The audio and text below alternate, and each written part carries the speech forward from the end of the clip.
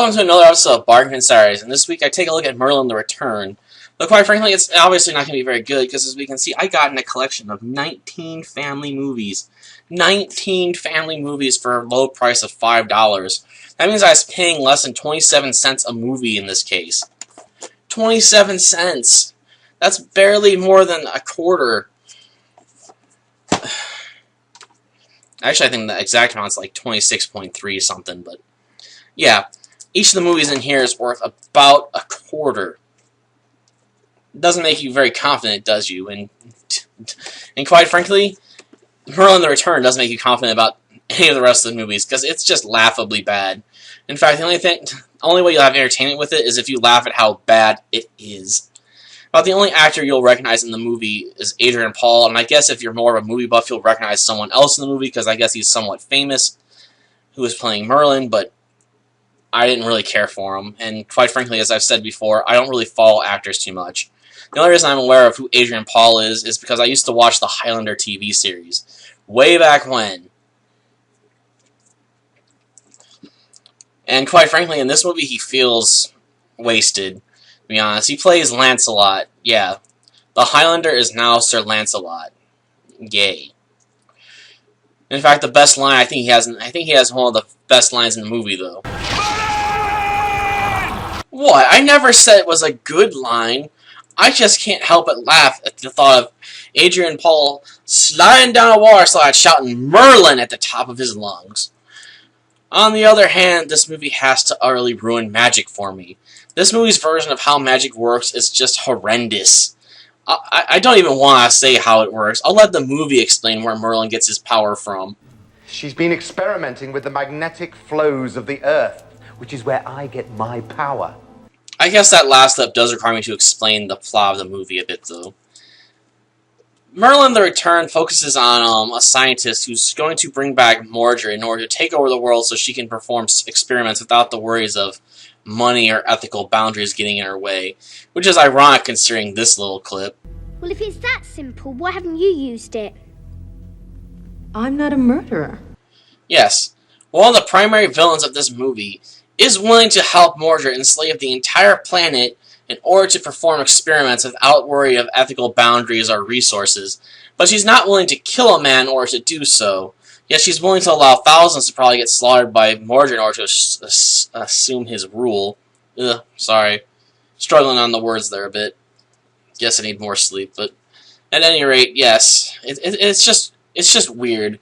Never mind the fact that she's trusting this weapon to a kid, because yes, we have two kid actors that are meant to be like the stars of the movie, really, considering we spend so much time with them. And quite frankly, neither one of them is a very good actor. Then again, that's probably expected. They're kids, but I just really don't think this movie should have focused on them as much as it does. Or at all, for that matter. Kids aren't very good actors. And quite frankly, the ones that are good are pretty rare. So I just can't say I care for having them in here. And plus, it just makes... There's all kinds of other little things in this movie that really bug me. Like, there's one scene where the girl's asking Guinevere, "Penny for your thoughts." How would Guinevere know what a penny is? She's been sealed away for over 1,500 years with no contact with the earth. She hasn't seen the sky in that time. It's just, how would she know what a penny is? Have pennies been a common currency around for over 1,000 years, and I'm just not aware of it? And how would she know what it is in the modern tongue, considering she should be speaking Old English? Which raises the question, how do any of these characters speak with the modern day people who don't even speak Old English? Because, trust me, English has evolved a lot over the centuries. And it's a question worth asking in this movie. I can suspend my disbelief to a certain extent, but considering we're already throwing in the magnets are the source of Merlin's power bit, ugh. What makes you think I'm gonna buy the whole we can speak perfectly fine English bit?